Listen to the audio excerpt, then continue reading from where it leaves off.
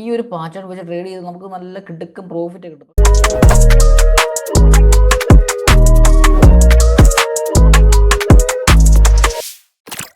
Support resistance വെച്ചിട്ട് trade ചെയ്യുന്ന പല ആൾക്കാരുണ്ട്.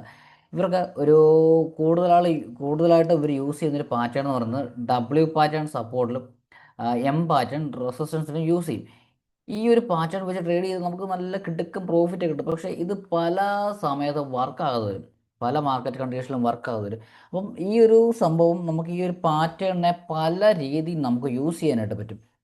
നിങ്ങൾ നോക്കിയേ, നമുക്ക് ഇവിടെ ഒരു പാറ്റേൺ നമുക്ക് സ്പോട്ട് ചെയ്യാൻ പറ്റും. ഇവിടെ നോക്കിയേ, ലോ ഇതാണ് സ്ട്രക്ചർ വന്നത്.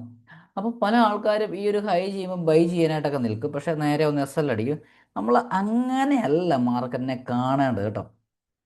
നമ്മൾ മാർക്കറ്റിനെ വായിക്കേണ്ടത്, നിങ്ങളിപ്പോൾ നോക്കി പ്രൈസ്, ഞാൻ ഇവിടെ ഒരു സപ്പോർട്ട് സ്പോട്ട് ചെയ്തു ലൈവ് മാർക്കറ്റിൽ. ഇതാണ് സപ്പോർട്ട് അറ്റാക്ക് ചെയ്യുന്ന ലെവൽ. മൾട്ടിപ്പിൾ ടൈംസിൽ പ്രൈസ് വന്നിട്ടുണ്ട്. അപ്പോൾ പ്രൈസ് എങ്ങനെയാണ് ഈ ഒരു സപ്പോർട്ടിലേക്ക് വന്നത് നോക്കിയേ. ഇവിടെ എന്താണ്, ഒരു ട്രെൻഡ് ക്രിയേറ്റ് ചെയ്താണ് പ്രൈസ് വന്നേക്കുന്നത്, ഒരു ഡൗൺ ട്രെൻഡ് ക്രിയേറ്റ് ചെയ്താണ് ഇവിടെ വന്നേക്കുന്നത്. പക്ഷേ ഈ ഒരു ലോ പൊളിക്കാനായിട്ട് നോക്കും, നടക്കുന്നില്ല. ലോ പൊളിക്കാനായിട്ട് നോക്കും, നടക്കുന്നില്ല. ഓക്കെ, അപ്പം നമുക്കിവിടെ ക്ലിയർ ആയിട്ട് എന്താണ്, ഇവിടെ ഒരു സപ്പോർട്ടുണ്ട്. പക്ഷേ നമുക്ക് അടുത്തൊരു ത്രെട്ട് നിൽക്കുന്നത് എന്താ വെച്ചാൽ, ഇവിടെ കണ്ടോ, ഇപ്പം ഓക്കെ ടേക്കാണ്. പക്ഷെ നമുക്ക് പിന്നീട് നോക്കുമ്പോൾ ഇവിടെ നോക്കി, ഇവിടെ ഒരു ഹൈ എടുത്തു, ഇവിടെ ഒരു ലോ എടുത്തു. ഈ സെയിം ലോ തന്നെയാണ് ഇവിടെ നിൽക്കുന്നത്. ഈ ഒരു സെയിം ലോ, അതായത് ഈ ഒരു ഹൈനെ ഇതുവരെ മാർക്കറ്റ് പൊളിച്ചിട്ടില്ല. ഈ മാർക്കറ്റ് ഈ ഒരു ഹൈനെ പൊളിക്കാനായിട്ട് നോക്കി, പക്ഷെ ഇവിടെയാണ് അത് നോക്കിയത്, പക്ഷെ അത് ഫെയിലായി. നമുക്ക് ഒരു ബൈ ട്രേഡ് നമ്മൾ പോകണമെങ്കിൽ, ഓക്കെ, നമ്മളൊരു ബൈ ട്രേഡ് പോകണമെങ്കിൽ ഈ ഒരു റേഞ്ച് കണ്ടോ, ഈ ഒരു സംഭവം, ഈ ഒരു ഹൈ, ഇതാണ് ഇവിടെ നമ്മൾ റേഞ്ചായിട്ട് സ്പോട്ട് ചെയ്യുന്നത്. ഓക്കെ, ഇതിൻ്റെ ഉള്ളിൽ മാർക്കറ്റ് കടന്ന് ട്രേഡ് ചെയ്യാനുള്ള, ഇത് 1 മിനിറ്റ് ടൈം ഫ്രെയിമാണ്. ഏത് ടൈം ഫ്രെയിമിൽ നിങ്ങൾ നോക്കിയാലും സെയിം മെത്തേഡ് തന്നെയാണ്.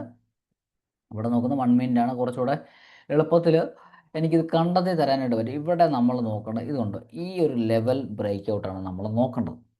കിട്ടിയോ? ഈ ഒരു ലെവലിനെ ബ്രേക്ക് ഔട്ട് ചെയ്യുന്നുണ്ടോ, അപ്പ് സൈഡിലേക്കാണോ ഡൗൺ സൈഡിലേക്കാണോ ബ്രേക്ക് ഔട്ട് തരുന്നത് നമ്മൾ നോക്കാം. എന്നിട്ട് മാത്രം ട്രേഡുകൾ പ്ലാൻ ചെയ്യും. ഇപ്പോൾ ഇവിടെ മാർക്കറ്റ് ഈ ഒരു റേഞ്ചിനുള്ളിൽ കിടന്ന് ട്രേഡ് ചെയ്യാനായിട്ടാണെങ്കിൽ സാധ്യത കൂടുതൽ. ഇവിടെ നമുക്കൊരു കൂടുതൽ കാര്യങ്ങൾ ഞാൻ വീഡിയോസിൽ പറഞ്ഞു പോകുന്നില്ല. ഒരു പ്ലേലിസ്റ്റ് വരുന്നുണ്ട്, അപ്പോൾ അതിൽ നിങ്ങൾക്ക് നോക്കിക്കഴിഞ്ഞാൽ മനസ്സിലാവും എങ്ങനെയാണ് പ്രൈസ് ഒരു ലെവലിനെ ബ്രേക്ക് ചെയ്യുന്നത്, ബ്രേക്ക് ഡൗൺ ചെയ്യേണ്ടത്. നമുക്ക് കുറേ കണ്ടീഷൻസ് ഉണ്ട്. ഈ ഒരു കണ്ടീഷൻസ് മാർക്കറ്റ് റിപ്പീറ്റായിട്ട് വരികയും ചെയ്യും. ആ ഒരു കണ്ടീഷൻ കണ്ടു കഴിഞ്ഞാൽ ഇങ്ങനെ വന്നു കഴിഞ്ഞാൽ പ്രൈസ് ഈ ലെവലിനെ ബ്രേക്ക് ചെയ്ത് ഫർദർ മൂവ്മെൻറ്റ് നടത്താമെന്ന് നമുക്ക് അനുമാനിച്ചിട്ട് അവിടെ നമ്മുടെ റിസ്ക് റിവാർഡ്, ടാർഗറ്റ് എവിടെയാണ്, സ്റ്റോപ്പ് ലോസ് എവിടെയാണ് തുടങ്ങിയ കാര്യങ്ങളൊക്കെ മനസ്സിലാക്കി നമുക്ക് ആ ട്രേഡ് പോകാനായിട്ട് പറ്റും.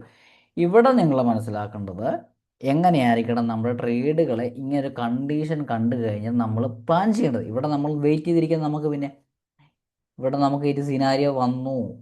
ഓക്കെ, ഈ ഒരു സിനാരിയോ വന്നു, എന്നാൽ നമുക്കിതിന് ബ്രേക്ക് ഔട്ട് കിട്ടണം. ഇവിടെ മോസ്റ്റ് പ്രോബബിലിറ്റി ആയിട്ട് ഞാൻ കാണുന്നത് ഈ ഒരു ബ്രേക്ക് ഔട്ട് സസ്റ്റെയിൻ ചെയ്ത് എന്താ പ്രീവിയസ് ഹൈ ഇവിടം വരെ പ്രൈസ് എത്താനുള്ള ഒരു സാധ്യതയാണ് ഞാൻ കാണുന്നത്. ഇവിടം വരെ പ്രൈസ് എത്താനുള്ള സാധ്യതയാണ് ഞാൻ കാണുന്നത്.